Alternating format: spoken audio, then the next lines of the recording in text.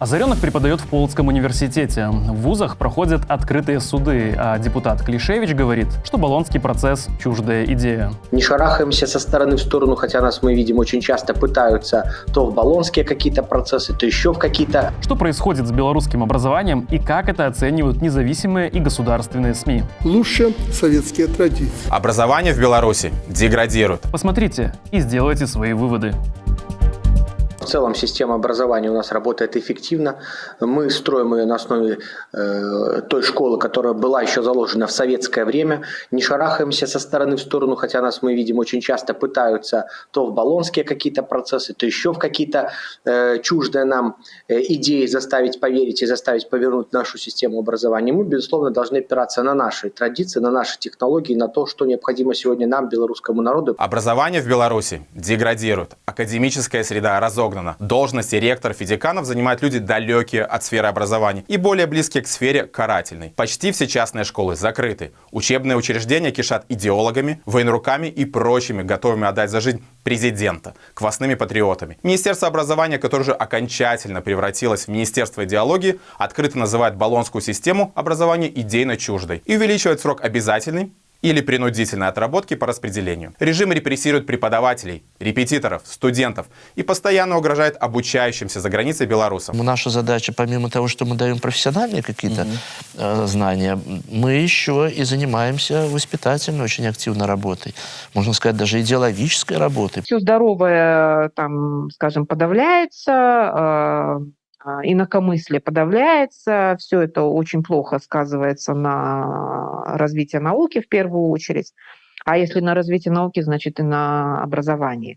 Но и в целом это теперь не про людей, а про идеологию, про систему. Задача для образования вырастить крепкую нацию, да? Вырастить сегодня белоруса, который будет любить свою родину, будет созидать, будет ради нее жить. Эти вещи, они должны быть в понятной, доступной форме объяснены школьникам, начинающим школьникам, для того, чтобы они это пронесли через всю жизнь. А каб ідэалагічны складнік у айчынных ВНУ толькі ўзмацняўся, улады пастанавілі ладзіць сустрэчы са студэнтамі, праводзіць паказальныя суды у сценах навучальных установаў, ды нават прызначаць прапагандыстаў выкладчыкамі. Да прыкладу, Григорія Озаронка, які з 1 верасня зрабіўся працаўніком Полацкага універсітэту. Пастаўлены на паузу балонскі працэс, скарачэнне ці нават поўная адмена платнага навучання, як на журфаку БДУ, зніжэнне сярэдняга балу для паступлення і штогадовае падзенне міжнароднага рэйтынгу беларускіх універсітэтаў. У такім стане сёння вышэйшая адукацыя ў краіне,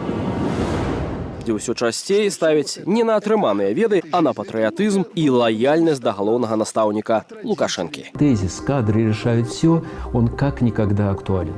В принципе, наша система образования, это показывает практический опыт, она вполне современна, она конкурентна, и она формирует эти кадры. Система адукацыі ў Беларусі ў школе, у вузах, яна пабудавана такім чынам, што ад цябе нічога не залежыць.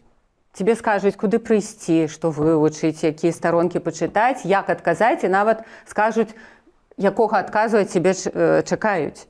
Вот гэтай самастойнай працы ей няма. Образование в Беларуси сохранило лучшие черты лучшего советского образования и за эти годы приобрело много нового. Мы обменивались опытом с другими странами, с другими университетами, поэтому и профессуру сохранили. Часть людей, которые еще начинали преподавать в советские времена, подготовили молодежь, поэтому качество образования на достаточно высоком уровне. Мы имеем очень возрастной профессорско-преподавательский состав, который, соответственно, очень инертен и не связан с апгрейдом своих знаний, не заинтересован в этом, да.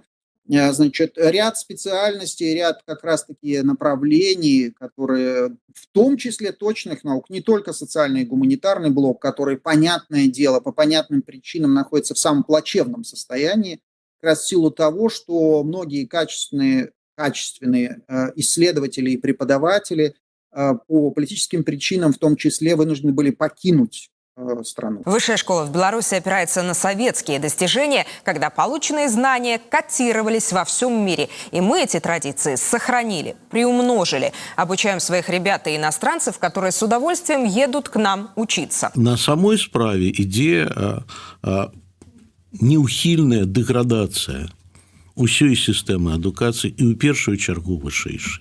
Можна сказаць, што выкладчыкі, вось літаральна сёння я ўбачыў некалькі лічбаў, колькі ў нас там у Беларусі засталося кандыдатаў і дактараў навук і якога яны ўзросту. Фактычна ідзе працэс вымірання, як дыназавры выміраюць, а моладзь у навуку не ідзе. І вось гэта самае страшнае, што можа адбыцца, таму што няма перспектывы. Советская высшая школа дала миру гениальное открытие, прославленное на весь мир имена. Тогда полученные в наших вузах знания были на вес золота. И сейчас в Беларусь едут учиться, потому что мы сохранили лучшие советские традиции. Практика, которая там из сталинского периода, эта практика реанимируется. Вот. Это даже не характерно в целом для советского периода, это именно характерно для сталинского периода.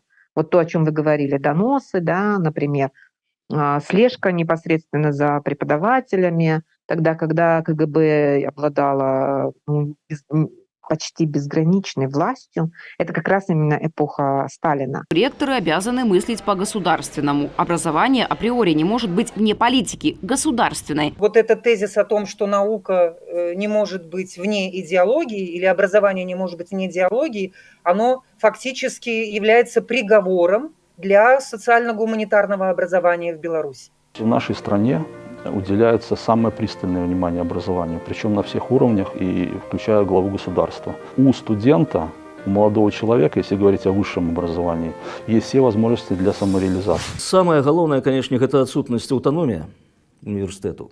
То бок яны не могуць вырашаць, якія ў іх будуць праграмы навучальныя, яны не могуць вырашаць, скажем так, колькі каго, якія сродкі мы будзем выдаткоўваць на падрыхтоўку гэтых спецыялістаў. Гэта неабходна дзеля таго, каб чалавек атрымліваў вось гэтую неабходны навык думаць самастойна. Без там прапісаных тэмаў, без прапісаных нейкіх ідэалогіяў. Ідэалогія гэта ўвогуле там на ўзроўні краіны не мусіць існаваць адзіная ідэалогія. Вось, універсітэт мусіць быць свабоднай тэрыторыяй.